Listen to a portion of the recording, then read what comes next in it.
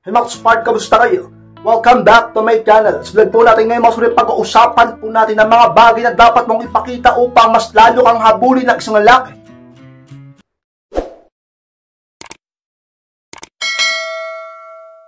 At kung handa na kayong lahat, magsimula na po tayo at muli, be inspired!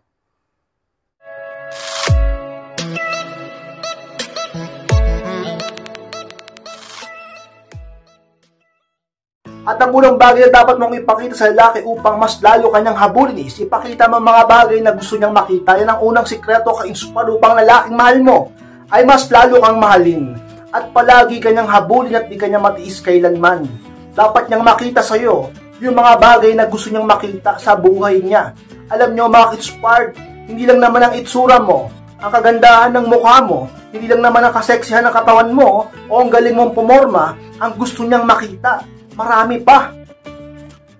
Tulad ng sa galing mong pagbabudget, sa husay mo sa pagluluto, sa pagiging maunawain mo sa kanya, sa pagiging malinis mo sa inyong tahanan, sa pagiging maalaga mo sa inyong mga anak, sa pagiging mabait mo, mapagmahal mo, talaga namang pagiging malalahanin mo sa kanya.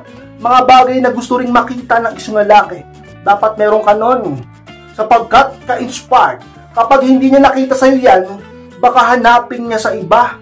At yun ang habulin niya, imbis na ikaw. Kaya naman ka-inspired, alamin mo ang mga bagay na gustong makita ng mister mo sa'yo, sa buhay nyo, sa inyong relasyon, kahit pa mag-boyfriend-girlfriend pa lang kayo. Dapat alamin mo ang pagkatao, ugali, gusto at ayaw ng partner mo, sapagkat advantage yan upang lumamang ka palagi sa isip niya at lalong-lalo na sa puso niya. Ka-inspired sa mga sikreto upang ang lalaking mahal mo, ikaw lang ang mahalin. Sa'yo niya lang makita ang mga bagay na gusto niyang makita, lalo na sa isang relasyon at pag-iibigan. At ikaw lang lagi at mas lalo kanyang habulin, ka-inspired. At malawang dapat mong ipakita sa lalaki, ka-inspired, upang mas habulin kanya is ipakita na may self-confident ka. Yan ang pangalawa, ka-inspired, sa pinakasikreto upang ang tao, sino man yan, ay ma-attract mo. At kapag na-attract mo, magkakaroon silang interest sa'yo. At dahil doon mag-i-invest sila patungkol sa'yo. At kung may partner ka na, ay mas talo ka niyang hahangaan, titingalain at mas gagalangin. Sapagkat ikaw mismo may self-confident ka. Paano ka rerespetuhin at tunay na mamahalin at mas hahabulin pa ng isang lalaki kung ikaw mismo wala kang pagpapahalaga sa sarili mo sapagkat pinapakita mo na wala kang tiwala sa sarili mo at sa mga kakayahan mo.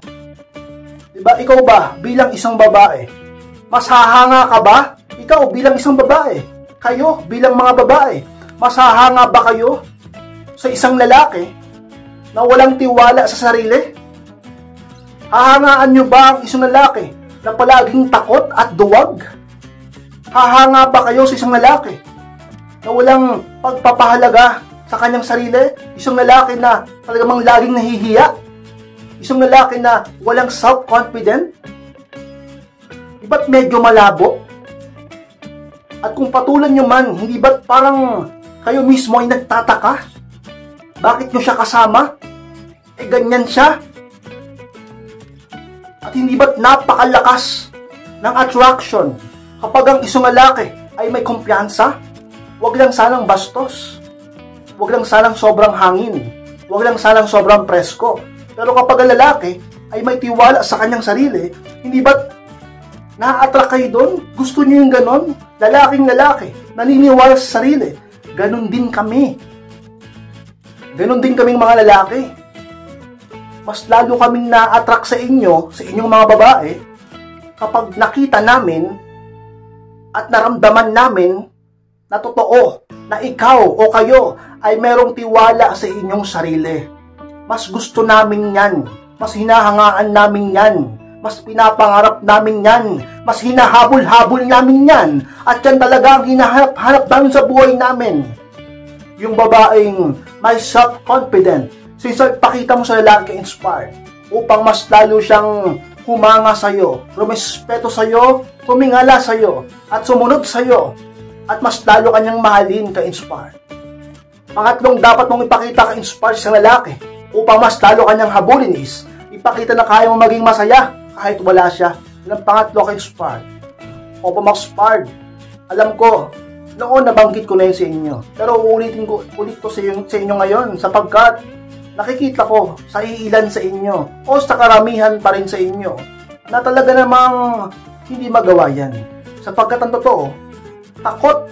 Laging takot, ikaw ay takot. At nakikita ng partner mo yun sa'yo. At nararamdaman niya yun sa'yo.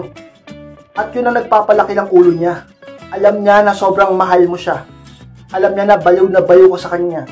At higit sa lahat, alam niya na ikaw ay takot na mawala siya sa buhay mo. Kaya ganun na lang siya kung magyabang sa'yo, kung magsalita sa'yo, kung manakit sa'yo, kung magsinungaling sa'yo, kung magloko sa'yo, at magtaksil sa'yo, sapagkat alam niyang martyr ka, alam niyang tanga ka. Pagdating sa kanya, alam niyang marupok ka, alam niyang hindi mo siya kayang iwan, alam niyang takot ka, at di mo kayang maging masaya pag nawala sa buhay mo. Pinapakita at pinaparamdam mo kasi kahit napakataas ang pride niya sa'yo, pati ang damdamin at puso niya nagmatigas na sa'yo, at hindi niya na nakikita ang tunay mong halaga.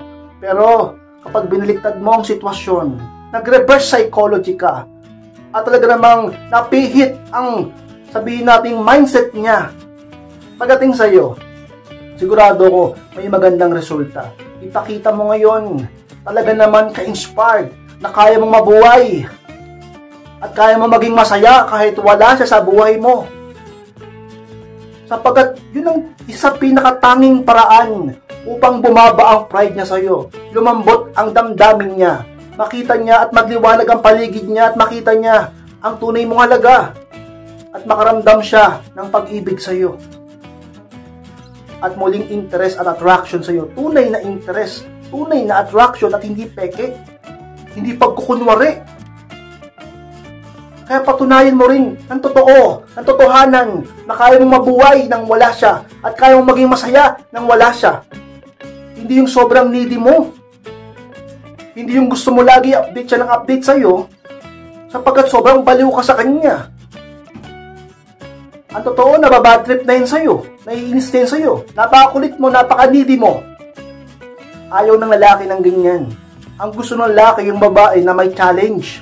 Yung babae na hindi easy to get, yung hard to get. Yun yung gusto namin. Yung pinag-iisip kami. Yung pinagwa-wonder kami. Hindi ba kami ganun kagwapo sa'yo? Yung tipong napapaisip siya, hindi ba ako ganun kagwapo sa mga mata mo? Ba't hindi ka baliw na baliw sa akin? Ba't hindi ka lagi nag-chat? Ba't di mo kayo hinahabol? Dapat napapaisip ng lalaki sa'yo. Dapat naghahabol siya ng validation sa'yo. Yun ang hahabulin niya sa'yo. At kakahabol niya ng validation sa'yo, kakahabol niya sa'yo, hindi niya napapansin na siya ang nababalog na sa'yo. Kaka-invest niya sa'yo. Mas lalo ka niya na ngayon minamahal. Kaya pang baliktarin ang sitwasyon. Kaya pang mabaliktarin ang sitwasyon.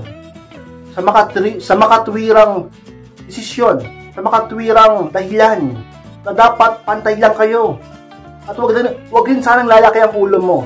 Kung sakaling nabaliktad na ang sitwasyon, mahalin mo pa rin siya ng sapat at respetuhin mo pa rin ang lalaki. Ka-inspire. Sana naiintindihan nyo ako. Sa isang mga sikreto, dapat mong ipakita sa isang lalaki o sa kahit sino na kaya mong mabuhay ng masaya kahit walang lalaki sa buhay mo. Dahil doon, makikititingnan ka nila bilang isang malakas at high value na babae sa mundong ito at sa buhay nila. Bagay na magiging tunay kang mahalaga, at kung ikaw ay tunay na mahalaga, sino nga habulin nila? Isa ka sa pwede nilang habulin at isa ka sa pwede nilang mahalin. At ang mga bagay na yun magiging katunayan na pwede kang maging masaya, tunay na maging masaya sa relasyon mo, sa buhay na ito, ka-inspire. At ang mga apat na pwede mong ipakita ka-inspire siyang lalaki upang mas lalo kanyang habulin is, ipakita na kaya mo siyang layuan kapag sobra na. At pang-apat na sikreto ka-inspire upang lalaki ay talaga namang mas lalo kang pahalagahan, mahalin, at mas lalo kang habulin. Diba?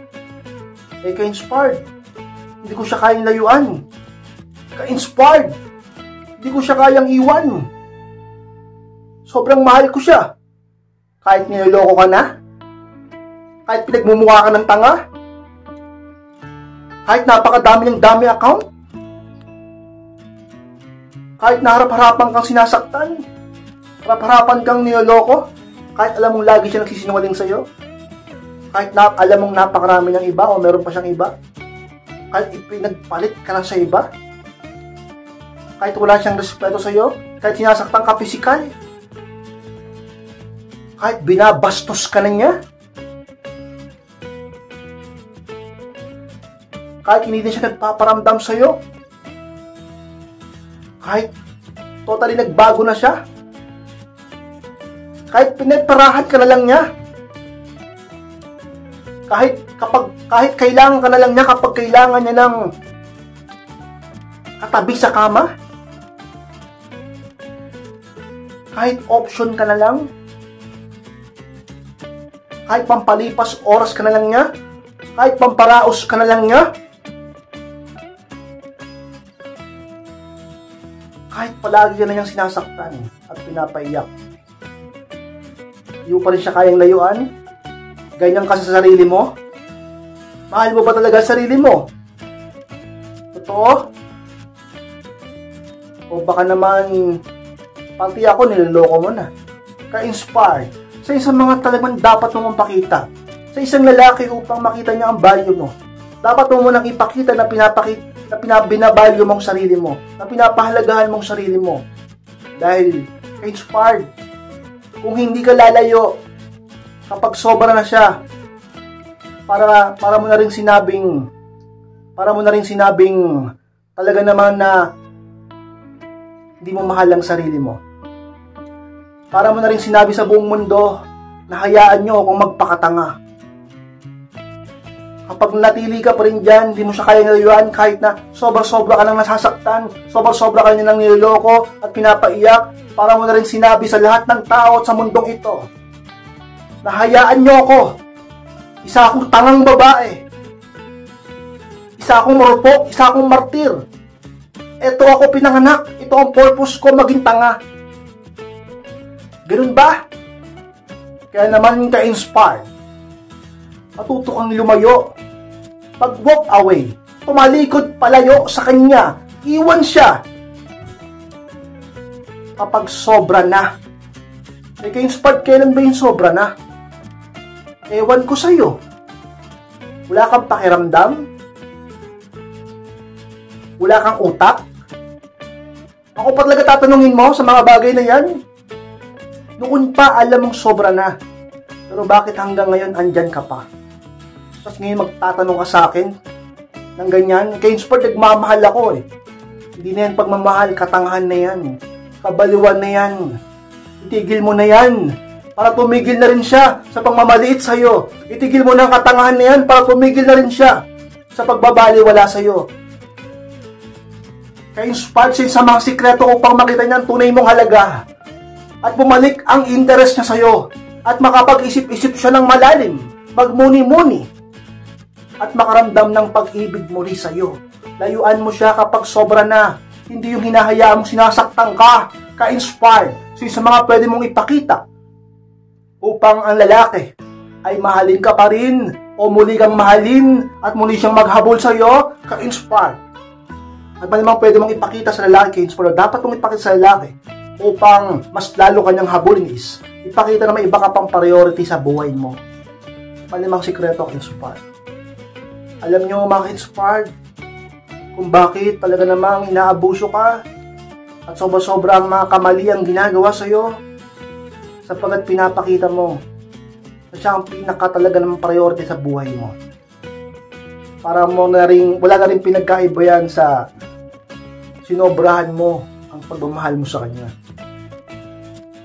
Which is mali. Dahil lahat ng sobra sa mundo, ang resulta ay di maganda. Saan ka nakakita ng sobra-sobra nag-result ng maganda? Ano ba halimbawa ng sobra na? Yung pagiging gahaman. Ano pa? Yung sobra sa katakawan. Ano pa? Yung katulad ng ginagawa mo. Ano yun? Yung sobra sa katangahan. yung sobra sa pagmamahal,